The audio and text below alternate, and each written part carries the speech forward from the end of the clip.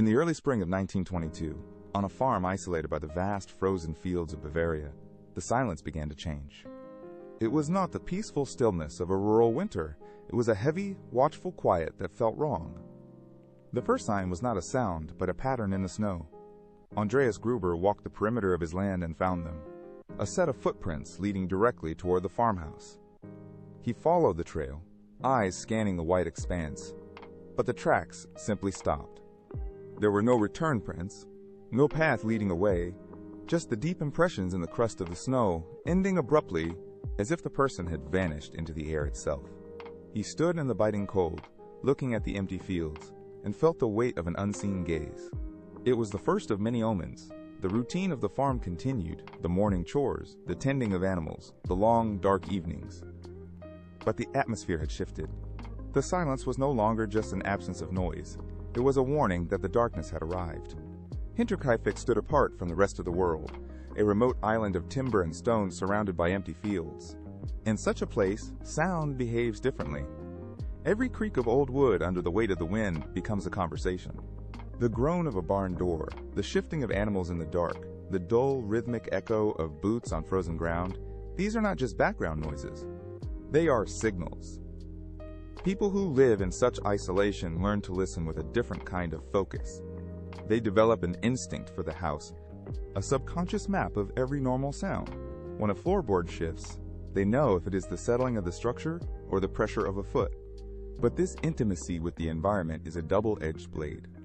Distance is not merely peace, it is a profound vulnerability. It is the quiet, gnawing knowledge that if something terrible happens, help is not measured in minutes, but in hours. There is no neighbor to hear a shout, no patrol to pass by the gate. The farm was a world unto itself, and that separation meant that whatever entered the property could act with total, terrifying autonomy.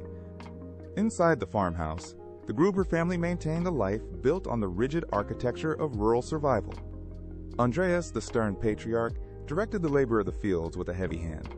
His wife, Kazilia, managed the interior, while their widowed daughter, Victoria, oversaw the daily care of young Kazilia and little Joseph. The household had recently expanded with the arrival of Maria Baumgartner, a new maid brought in to handle the relentless chores. Their days were defined by a cycle that felt ancient and unbreakable.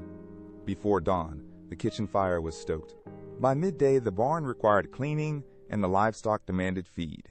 Every task was performed with the same steady, predictable rhythm. They moved through the rooms with the confidence of people who believed their routine was a shield. They trusted the walls to hold. While they worked, while they slept, the rhythm of their existence was already being measured by someone who waited in the periphery.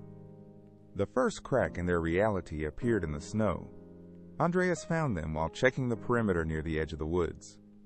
A set of deep, heavy impressions in the fresh powder leading directly toward the farmstead. He stood over them, waiting for the corresponding set of return tracks, but the ground remained undisturbed. There were no prints leading away. He walked the length of the fence line, eyes scanning the white expanse, searching for a sign of departure. Nothing. The tracks simply ended, as if the person who made them had dissolved into the air or stepped directly into the house. He returned to the site 3 times that afternoon, hoping his initial assessment was wrong, but the evidence remained stubborn and singular. Someone had come to the farm, someone had crossed the threshold of their isolation, and for reasons that defied logic, that person had not left. The discovery sat in his mind like a stone. He did not speak of it to the others at first, but the weight of the knowledge changed how he moved through the yard. The threat did not stay in the fields. It crossed the threshold. It started with small, maddening inconsistencies that defied explanation. A key to the house went missing from its hook by the door, leaving the family to wonder if they had misplaced it or if the lock itself had been compromised.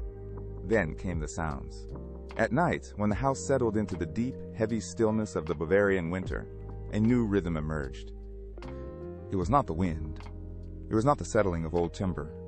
From the attic, directly above the sleeping quarters, came the distinct, muffled weight of footsteps.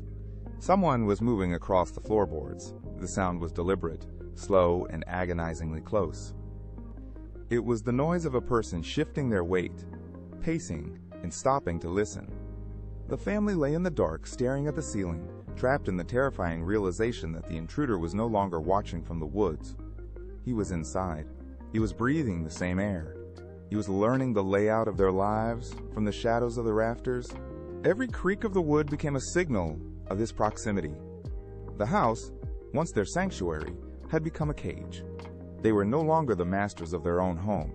They were subjects being observed by a presence that refused to reveal itself. March 31st, 1922, began like any other day of labor. The sun rose over the frozen fields, casting long, pale light across the yard. But the rhythm of the farm had already been hollowed out. The family moved through their chores with a heavy, unspoken fatigue. They were living in the shadow of the attic, their movements dictated by the constant, prickling sensation of being watched. By evening, the wind died down, leaving a silence so absolute it felt pressurized. Inside the house, the air grew thin. The intruder had stopped pacing. The attic was quiet, but it was the quiet of a predator holding its breath. Andreas checked the barn doors one last time, his hands trembling slightly as he latched the iron bolts.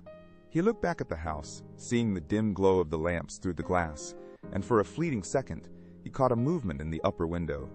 The invisible boundary had been breached. Whatever had been waiting in the rafters began its descent, moving silently down the narrow stairs. The silence that followed was not the quiet of a sleeping farm.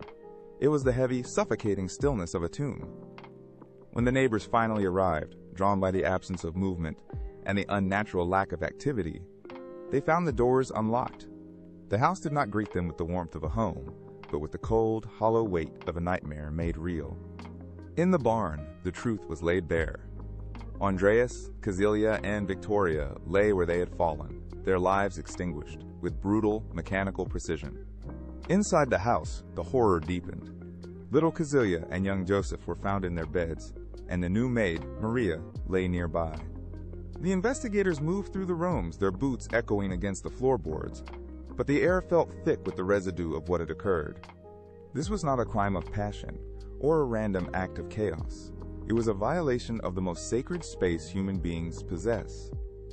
The walls held the memory of the end, and the silence that draped over the fields was no longer just distance. It was the final, chilling proof that the nightmare had succeeded. Investigators fanned out across the property, but the scene resisted simple logic. They searched for signs of a break-in, yet the doors remained secure from within. The violence was not a frantic outburst, it was a calculated execution. As they combed through the attic and the narrow crawl spaces, they found the evidence of a long-term presence. A nest of hay, discarded food scraps, and vantage points cleared of dust revealed that someone had been living in the rafters for days. The killer had not just arrived, he had settled in. He had watched the family from the darkness above, learning the timing of their chores, the creak of every floorboard, and the exact moment the house fell into sleep. The family had been living their final days under the constant, unseen gaze of a predator who knew their home better than they did. The investigation uncovered a detail that pushed the horror from unbearable to something far worse. The farm did not fall silent the moment the lives ended. Life on the property continued, but it was not the life of the family. Evidence emerged that the animals in the barn had been fed. The chores had been performed. Someone had moved through the yard, walked the path to the stables, and tended to the livestock as if the rhythm of the farm remained unbroken. The killer had not fled into the night after the slaughter. He had stayed. He had remained within the walls of the house, breathing the same air as the dead, moving through the rooms with a terrifying, calm purpose. He had stepped over the bodies to reach the kitchen, perhaps even sitting at the table where the family once gathered. This was not the act of a panicked criminal. It was a display of absolute, chilling control. He had claimed the space as his own, existing in the hollowed-out shell of the home, long after the violence had finished. The investigators found signs of his continued presence everywhere, a lingering warmth in the stove, the way the doors were latched, the deliberate order of a house that should have been in chaos. He had turned the site of the massacre into his own private sanctuary, waiting, watching, and existing among the ghosts. The mystery shifted then, from the act of killing to the identity of the one who remained. Who possessed the coldness to stay on that property after 6 lives were extinguished? Who walked through those rooms, heavy with the weight of death, and behaved as if time itself had not yet resumed?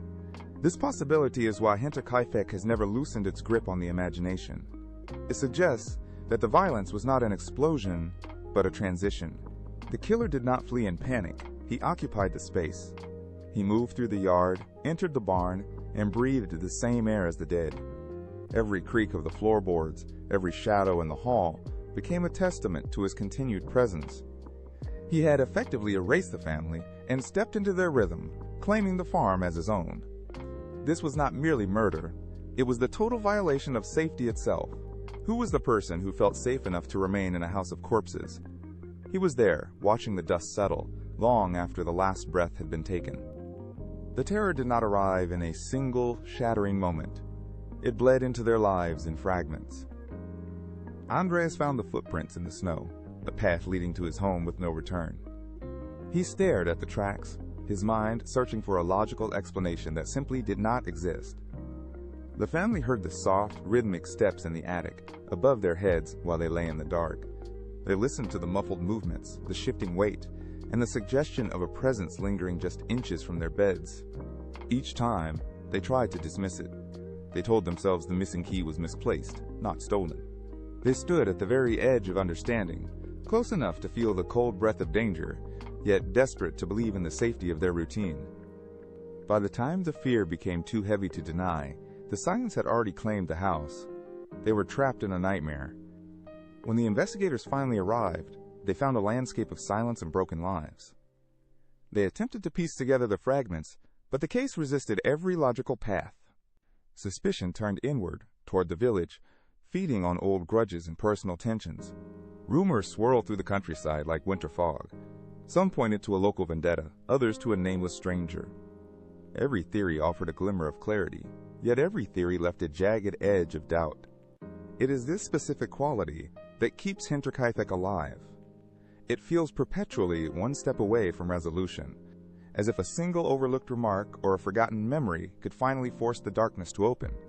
But the farm never yields its secrets. It reveals just enough to haunt, never enough to heal. Hinterkaifeck is not merely a record of a crime. It is the manifestation of our deepest, most primal fear. We all build our lives behind locked doors, trusting that the walls we inhabit are enough to keep the darkness at bay. But this case strips that safety away. It forces us to confront the possibility that the most dangerous thing in the world is someone who has already learned the rhythm of your sleep. Someone who has studied the way you walk through your own rooms. Someone who is already inside while you are still searching for reasons to feel secure. The horror of this farm lies in its intimacy. It is the sound of a floorboard creaking when you are certain you are alone. It is the realization that your private world has been observed, mapped, and claimed by an invisible presence. We search for answers in the history of 1922, but the true terror is timeless. It is the dread that settles in the chest when the house goes quiet. We see the vulnerability of a home turned into a cage. And as the century of silence stretches on, one question remains, colder and sharper than any other. It is not just who did this, but how long had he already been there? How long had he been watching, waiting, and breathing the same air?